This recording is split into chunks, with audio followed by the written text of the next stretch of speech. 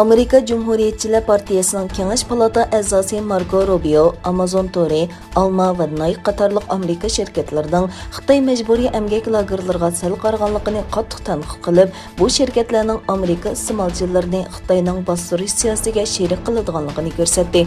Marco Rubio Amerika Kengash Palatasi Tashqi munosabatlar komitetining Xitoyning Sharqiy Turkistondagi Uyg'ur va boshqa musulmon osonliqlarga bo'lgan zulmlari muzokara qilingan yig'inda so'z qilib, shirkatlarning Xitoy davlatining zulmdan foyda olayotganligini tunib yetmaganligini aytdi.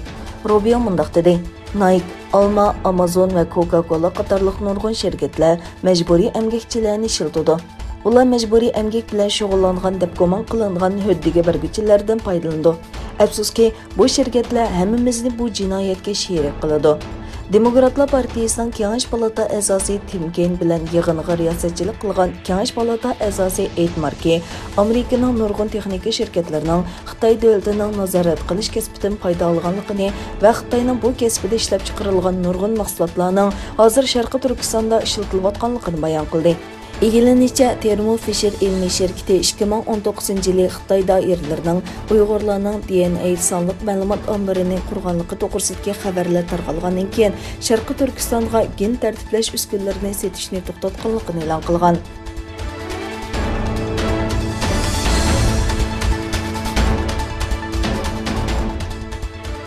Amerika Tashqi ishlar ministiri Antony Blinken Xitoy Markaziy Tashqi ishlar komitetining boshlig'i Yang Jiechi bilan telefonlashdi.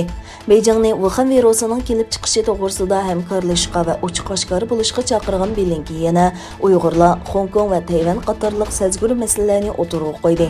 Xitoy davlat taratqullarining xabariga qaraganda, Yang Jiechi Blinkenga Amerikadagi bir qism kishilarning Wuhan virusining Wuhan tajribaxonasidan tarqalganligi to'g'risidagi bema'ni qarashlarni tarqatayotganligiga qattiq ko'ngil biladiganligini bildirgan. Xitoy davlatlik markaziy televiziya stansiyasining xabariga qaraganda, Yang Jiechi Washingtonning Tayvanga munosabatlik masalalarni astoydil va muvofiq bir taraf qilishi kerakligi to'g'risida uchur yetkazgan. Amerika Tashqi ishlar ministrligining bayonotida Blinken bilan Yang Jiechining Shimoliy Koreya haqida so'zlashganligi, Blinkenning davlatining Hong Kongdagi demokratik qoidalarning buzilishiga bo'lgan andishini yetkazganligi o'tirg'a qo'yilgan. Bayonotga qaraganda, Blinken yana Washington irqiy qirg'inchilik deb tasvirlagan Xitoyning Sharqiy Turkistondagi Uyg'urlarga bo'lgan muomalasiga qarata andishini yetkazgan.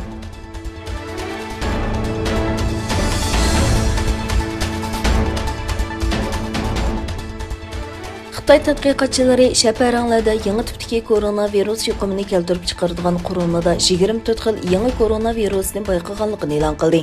CNN'ning xabar qilishicha, Shandong universitetining tadqiqotchilari o'zlarining 2019-yili maydan 2020-yili 11-oygacha Yunnan o'lkasidagi o'rmon şəpərəngləri ustida elib borgan tadqiqot natijasini hujayra jurnalida e'lon qilgan. Tadqiqotchilar o'xshamagan şəpərəng turlaridan yig'ilgan suydik va tarat avrishkisidan 24 xil tajisimon genni bayqagan. Tilga ilingan tajisimon viruslardan 4'ning jiddiy xarakterlik nafas yo'li universal kasalligi SARS va COVID-19 keltirib chiqaradigan tajisimon virusga o'xshaydiganligini bayon qilgan.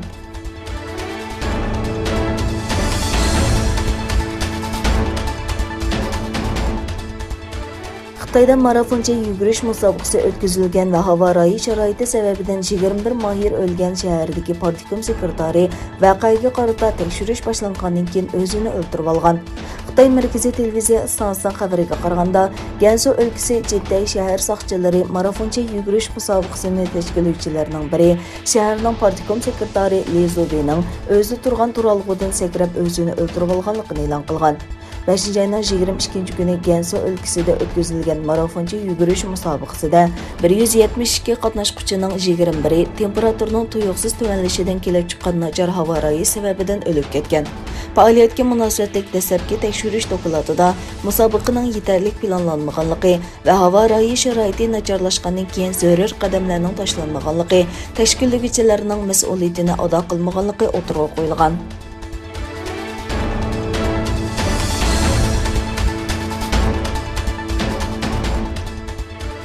İctimai taratqu va texnika magnatlari dunyoning har qaysi joylarida tor hujumiga uchragan.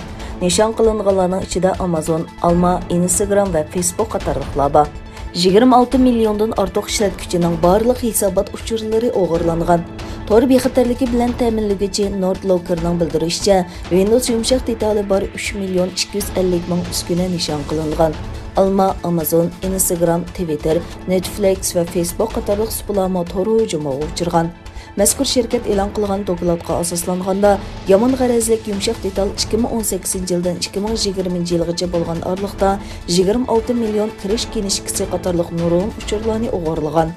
Bu shirkat dokladga yana tor kamerasining ziyonli detallar tarafidan qo'llanilganligini qo'shib qo'ygan. Millionlagan abonentlari bor bu shirkat ishlatuvchi uchurlarga boshqalarning erisha olmaydiganligini va bexatarlikning kuchaytganligini e'lon qildi.